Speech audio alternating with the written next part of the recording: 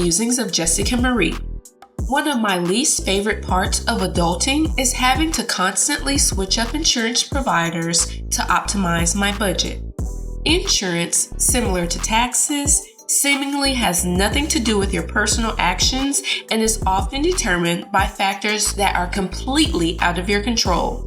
Random entities judge your situation and come up with arbitrary numbers that you're obligated to pay without even giving you the option to negotiate your case or customize it to your lifestyle. It's a pain and hassle, but shopping your insurance coverage is a necessary evil. My husband is typically the one in charge of optimizing our finances and making sure we're getting the most bang for our buck. He's always been the one setting the course while I manage the more subtle but just as important steering. Having this joint approach helps us to see potential landmines before we get there and provides multiple different vantage points to solve problems. My husband likes to think big picture. He's always coming up with our next big projects and breaking them down into actionable steps. For example, we like to get our mulch refreshed around our rose bushes each spring, but this year we're going to tackle filling in a bare section of our yard where the original builder failed to install sod. That's a massive project and investment, but he reached out to our landscape guy to give us a quote 8 months before we wanted it scheduled and created a plan for us to save the cash ahead of time. Without that prior planning, we would have had to figure out how to come up with multiple thousands of dollars in a limited amount of time, which is a situation we never want to be faced with. He's also the one making sure we stay within our 50-30-20 budget and sets the guidelines for what counts as needs and wants. Over time, certain things like face and hair products have been added to needs, while other things like pre-workout or electrolyte powders are relegated to the wants category. He's the one auditing our monthly expenses and figuring out ways for us to save any and everywhere we possibly can. Most of the changes are long-term processes, especially since we usually have certain steps that have to be accomplished first. In fact, he already has plans to switch our phone carrier once we pay them off later this year.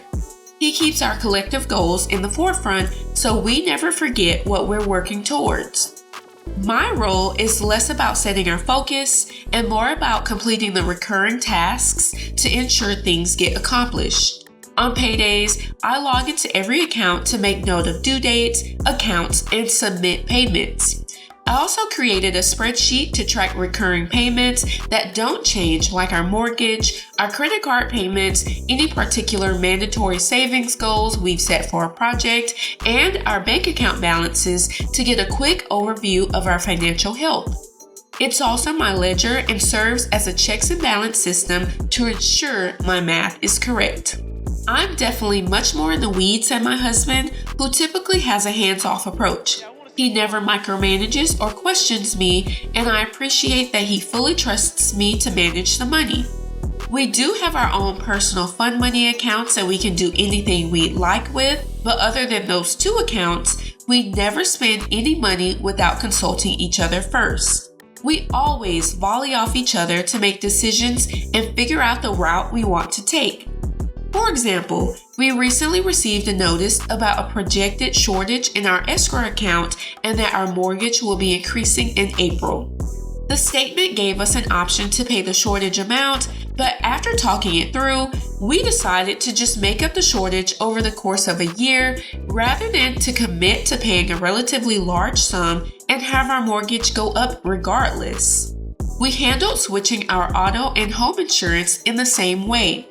My husband handled getting the quotes, and I handled ensuring our old policies were correctly canceled. I also helped set up the online and app access with the new company so there was a smooth transition. It's always difficult placing all of those required actions on one person, so we try to split things amongst each other as best as we can to prevent burnout. It's been a full year since we've gotten our budget completely in order, and I can honestly say it's the best thing that's happened for us financially. Not only are we contributing 20% to each of our retirement accounts, but we're able to really save the majority of our income because our bills remain under 50%. We have a plan for each purchase, especially large ones, and we utilize sinking funds to cover things like vacations, car maintenance, dog vet appointments, and even home improvement projects like replacing furniture. I definitely recommend the 50-30-20 budget. If you've never tried it before, it's absolutely an adjustment and requires dedication to get everything in order, but it's so worth it in the end. You can get the financial monkey off your back by living well beneath your means and actually start making progress towards your retirement and avoid falling victim to unnecessary credit card or auto loan debt. If you enjoyed this episode, let me know by giving this video a thumbs up, leaving a comment, and subscribing to my channel. I'll see you in the next episode. Signed, Jessica Marie.